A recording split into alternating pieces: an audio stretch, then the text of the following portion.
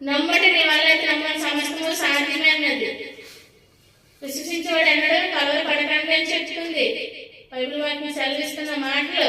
ఇవన్నీ బైబిల్లో ఉన్నాయా లేదా? సహోదరులు ఐక్యత కలిగి ఉండుట ఎంత మేలు, ఎంత మనోహరం. 33 కీర్తన ద్వారా దేవుడు మాట్లాడుతున్నాడు.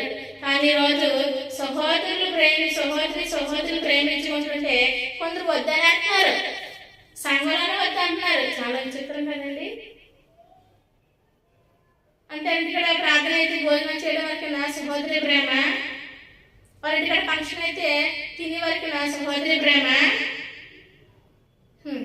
ఎప్పుడు కూడా సహోదరి ప్రేమ ఐక్యత, తన కష్టం నీ కష్టంగా నువ్వు భావించాలి, తన సమస్య నీ సమస్యగా భావించాలి.